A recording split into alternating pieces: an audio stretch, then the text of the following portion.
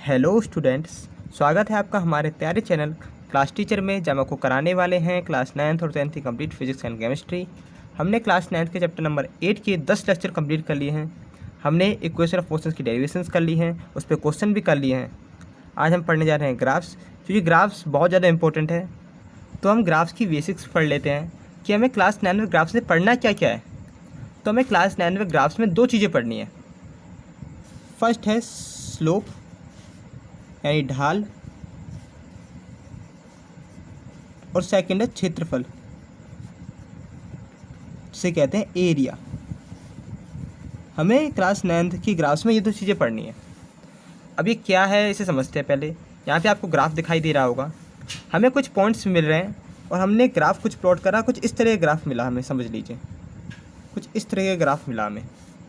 अब मैं आपसे कहूँ कि इस ग्राफ का स्लोप ज्ञात कीजिए यानी ढाल ज्ञात कीजिए, तो आप क्या ज्ञात करोगे? अगर कोई आपसे कहे कि ये ऐसा ग्राफ है समझ लीजिए, और मैं आपसे कहूँगा ढाल ज्ञात करो, तो मैं आपसे क्या ज्ञात करने के लिए कह रहा हूँ? तो मैं आपसे ये एंगल ज्ञात करने के लिए कह रहा हूँ, ये एंगल थीटा ज्ञात करने के लिए कह रहा हूँ। अब ये एंगल थीटा कैसे ज्ञात होगा? तो कुछ त्रिकोणमितीय फलन जो कि आई क्लासेस में 10th क्लास में आप पढ़ोगे, उनका उपयोग अभी हम करेंगे। तो कौन से त्रिकोणमितीय फलन का यूज़ करने जा रहे हैं? वो है टेन थीटा। जब भी कोई ग्राफ से आपको स्लोप निकालने के लिए कहे, तो आपको ये थीटा निकालना है। थीटा यानी टेन थीटा निकालना है। और टेन थीटा कैसे निकलेगा? टेन थीटा का फॉर्मूला होता है लंब बट्टे आधार। ये क्लास 10th में आप पढ़ोगे। ये अभी हमें इम्पोर्टेंट है, इसलिए अभी हमें इस ग्राफ समझने के लिए अभी इम्पोर्टेंट होगा, इसलिए हम इसे अभी पढ़ ले रहे हैं। ये लंब बट्टे आधार के बारे में आपने सुन रखा होगा, पाइथागोरस प्रमेय के बारे में। तो यहाँ पे आपको राइट एंगल ट्रायंगल दिख रहा होगा, देखिए।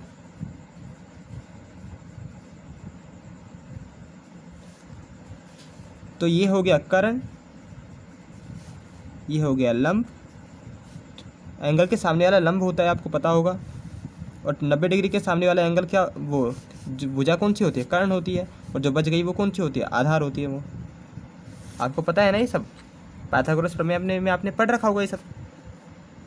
जब भी आपसे कोई ग्राफ में स्लोप बोले, तो आपको टेन थीटा ज्ञात करना है, यानी कि थीटा ज्ञात करना है, यानी टेन थीटा ज्ञात करना है। अभी टेन थीटा कैसे ज्ञात होगा? लंब को हम आधार से डिवाइड देंगे। ओके, आपको क्लियर हुआ होगा। अब लंब ज्ञात करने के लिए हम किसकी मदद लेंगे?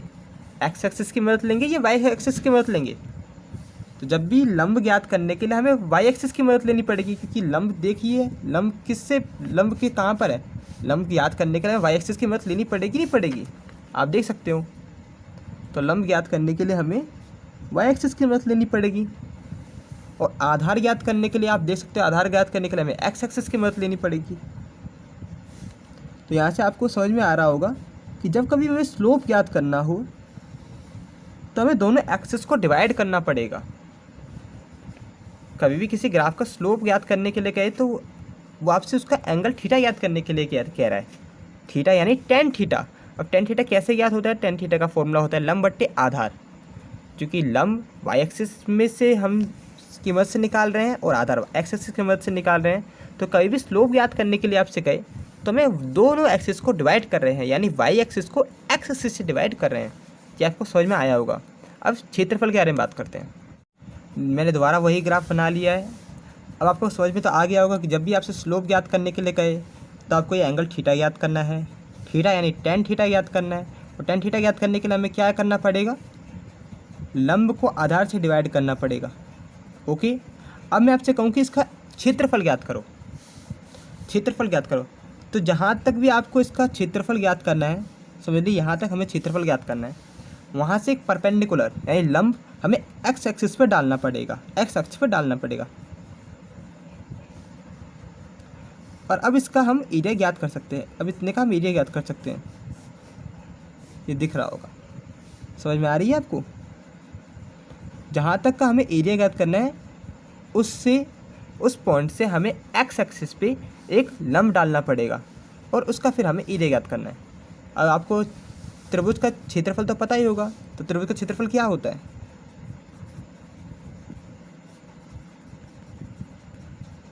क्या होता है त्रिभुज का क्षेत्रफल? 1/2 आधार गुणा ऊंचाई, यही तो होता है त्रिभुज का क्षेत्रफल। तो आधार क्या हो गया, आधार हो गया ये, ऊंचाई क्या हो गई, ऊंचाई हो गई ये। अच्छा, इस बार ऊंचाई निकालने के लिए हमें किसकी मदद लेनी पड़ेगी, वाई एक्सिस की मदद लेनी पड़ेगी या एक्स एक्सिस की मदद लेनी पड़ेगी। तो आपको साफ चीज़ दिख रहा है कि जब भी हमें ऊंचाई निकालनी है तो हमें वाई एक्सिस की मदद लेनी पड़ेगी।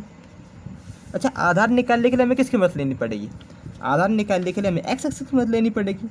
तो आपको ये फील हो रहा होगा कि क्षेत्रफल जब भी निकाल रहे हैं तो हम एक्सिस को मल्टीप्लाई कर रहे हैं, जबकि स्लोप निकालने के लिए हमने एक्सिस को क्या करा था, डिवाइड करा था। ये की पॉइंट्स है जिन्हें हमें आगे की ग्राफ समझने में काम आएंगी कि स्लोप निकालने के लिए हमने एक्सिस को डिवाइड करा था और क्षेत्रफल निकालने के लिए हमने एक्सिस को मल्टीप्लाई करा था। जो आपको याद रखना है। ओके, तो हम आगे की ग्राफ्स के बारे में पढ़ते हैं। हमें क्लास 9 पे 2 ग्राफ्स पढ़ने हैं। फर्स्ट है विस्थापन समय ग्राफ,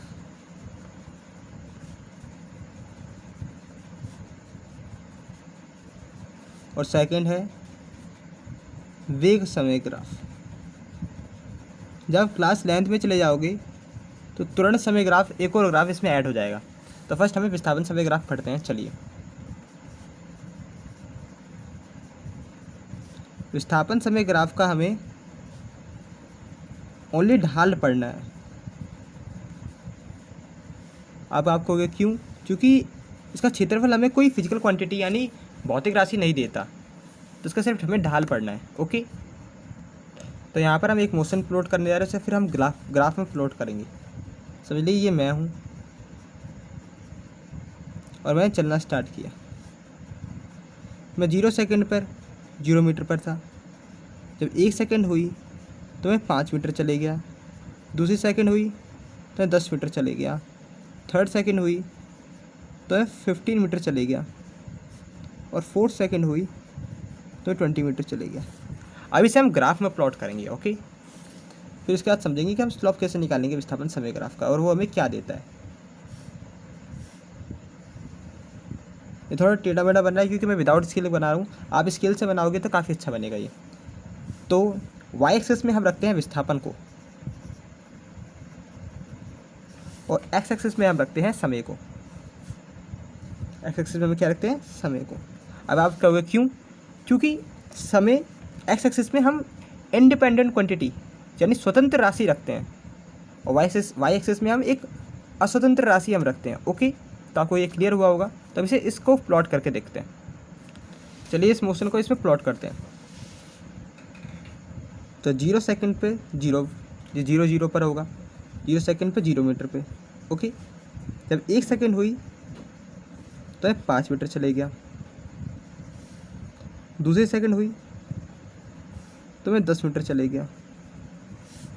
थर्ड सेकंड हुई तो 15 मीटर चले गया। फोर्थ सेकंड हुई तो 20 मीटर चले गया। अब इसे प्लॉट करते हैं।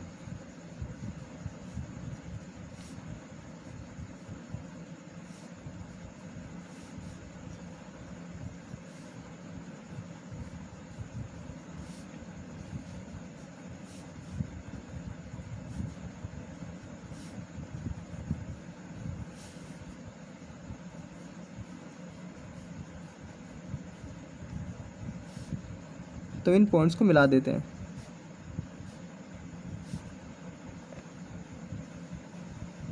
मैंने विदाउट स्केल बनाया है, ये थोड़ा टेढ़ा बेढ़ा बना है। अगर आप स्केल से बनाओगे तो काफ़ी अच्छा बनेगा। अब मैं आपसे कहूँ कि इस मोशन का स्लोप ज्ञात कीजिए, इस ग्राफ का स्लोप ज्ञात कीजिए, तो मैं आपसे क्या याद करने के लिए कह रहा हूँ, मैं आपसे एंगल थीटा ज्ञात करने के लिए कह रहा हूँ। और अब मैंने आपको बता रखा है कि जब ये एंगल थीटा याद करना हो तो यानी tan थीटा याद करना है इसका। यदि मैं स्लोप ज्ञात करने के लिए कह रहा हूँ तो मैं आपसे ही एंगल थीटा याद करने के लिए कह रहा हूँ, और इस थीटा का मतलब है आपसे मैं tan थीटा याद करने के लिए कह रहा हूँ। और tan थीटा कैसे ज्ञात होगा, लंब को हमें आधार से डिवाइड देना पड़ेगा। किससे, आधार से डिवाइड देना पड़ेगा।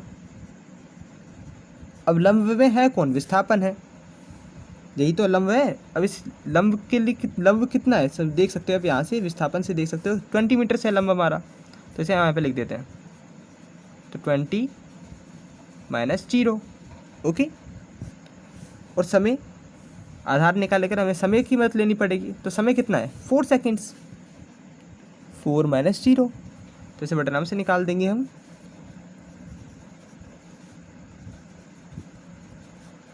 20/4 यानी 5। ये 5 निकल के क्या है, हमें आपसे पूछिए 5 निकल के क्या है, तो आप बता सकते हो ये 5 क्या निकल के है? तो मैं आपको बताता हूँ। आपने जब लंब के लिए आपने किसकी मदद ली है, विस्थापन की, और आधार के लिए आपने समय की मदद ली है। यानी आपने अनफॉर्चुनेटली आपने यहाँ पर वेलोसिटी निकाल दी। वो कैसे? क्योंकि आपने जब स्लोप निकाला तो आपने विस्थापन को समय से डिवाइड करा।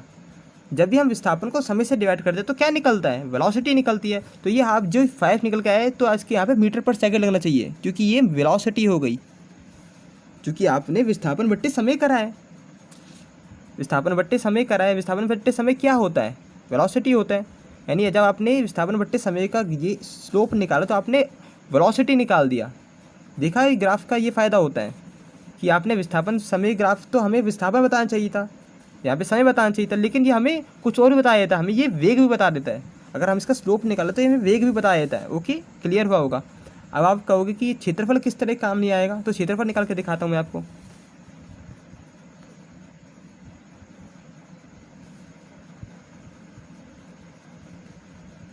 तो ये आपको दिख रहा होगा ग्राफ।